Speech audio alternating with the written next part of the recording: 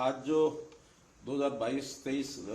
का जो बजट पेश हुआ है, और मैं इसके लिए एक बहुत अच्छे बजट के लिए देश के प्रधानमंत्री श्री नरेंद्र मोदी जी और देश की वित्त मंत्री श्रीमती निर्मला सीतारमण जी को बहुत बहुत बधाई देता हूं, क्योंकि मुख्य रूप से जो इस बार का बजट है पहले के बजटों से एकदम कई मायनों में अलग ऐसा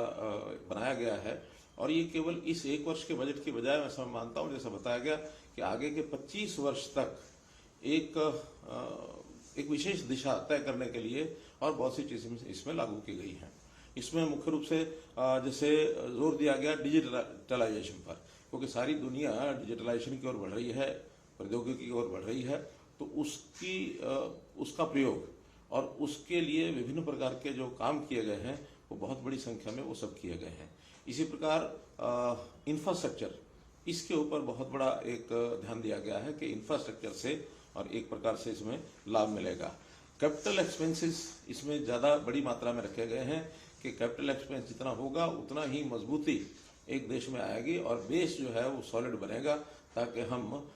नए नए आयाम खड़ा करके और हर प्रकार की समाज की जो आगे की आवश्यकताएं हैं उसको हम पूरा कर सकें। पर्यावरण की ओर भी बहुत बड़ा बल दिया गया है, क्योंकि आज सारी दुनिया इस ओर आकर्षित हो रही है कि हमारा जो जीवन है वो कैसे प्रदूषण मुक्त हो, पर्यावरण ठीक से मिले, ताकि हमारा स्वास्थ्य, हमारा शरीर उसमें ठीक रहे। इसमें किसानों की बात भी कही गई है, इसमें युवा विशेष करके रोजगार की बात ये भी कही गई है, शिक्षा की बात भी इसमें कही गई है, और विशेष तौर पर स्वास्थ्य की दृष्टि से और कर्मचारियों का भी इसमें बहुत बड़ा एक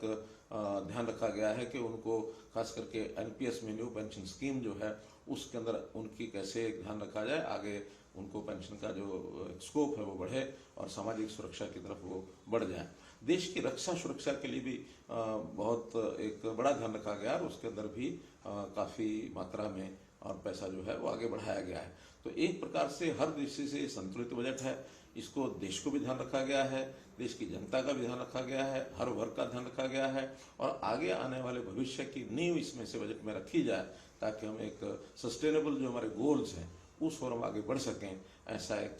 सम्यक जो बजट है इसके लिए मैं बहुत ही बधाई देता हूं। प्रदेशों की सहायता,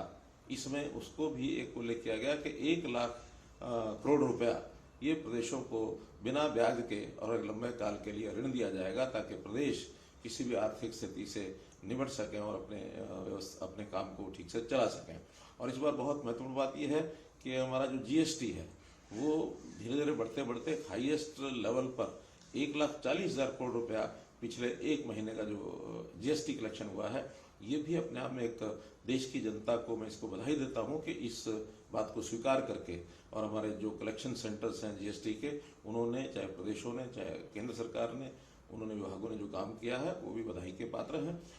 बहुत बड़ा रेवेन्यू वो जो है खर्च होने वाला है, लगभग 37.5 लाख करोड़ रुपए का पैसा जो है खर्च करने के लिए ये बजट में रखा गया है, जो एवर हाईएस्ट है, जिसको आज तक पहले कभी नहीं रखा गया। प्रधानमंत्री जी ने जो पीएम गति शक्ति, इसको खास करके एक्सप्रेस मार्ग के लिए जो योजना बनाई है, राष्ट्रीय राजमार्ग नेटवर्क को 25,000 किलोमीटर ये बढ़ाया जाएगा। और एक बहुत बड़ा टारगेट है कि एक ही वर्ष में 25,000 किलोमीटर लंबाई ये एनएच, नेशनल हाईवे की सड़कें अगर बढ़ेंगी तो इंफ्रास्ट्रक्चर जितना बढ़ेगा उतनी हमारी इकोनॉमी मजबूत होगी, उतना हमें रोजगार ज्यादा मिलेगा, क्योंकि निर्माण कार्यों से भी रोजगार बढ़ता है। मैं समझता हूं कि जो हमारी अगली योजनाएं हैं, इसमें जो बताया गया कि आत्मनिर्भर भारत की सब योजनाओं में से 60 लाख लोगों को रोजगार मिलने वाला है। तो रोजगार को बढ़ाने के लिए भी कैपिटल एक्सपेंसेस के माध्यम से जो प्रोजेक्ट होंगे वो उसमें लाभदायक। हम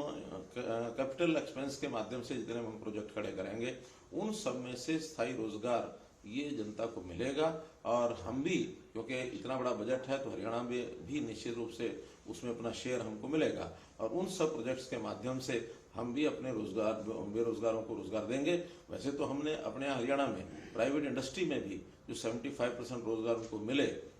इसका जो प्रावधान किया है, इससे भी हरियाणा के युवक को रोजगार मिलेगा। और रोजगार पढ़ाई के साथ साथ हम उसकी स्किलिंग जो कराएंगे, उस स्किलिंग के माध्यम से भी रोजगार पाने में उसको सफलता मिलेगी। हम विदेशों में, हमारा जो फॉरेन कोऑपरेशन डिपार्टमेंट है, उसमें विदेशों के किस प्रकार की मैन पावर उनको जो चाहिए वैसे स्किलिंग करा करके बड़ी मात्रा में हम एक एजेंसी बना करके और ऐसे हमारे नौजवानों को विदेश में भी भेजने की तैयारी कर रहे हैं। देखिए, बहुत सम्यक बजट है, पहले की चीज़ों से लाइन से हटकर के बजट है, क्योंकि पहले हमेशा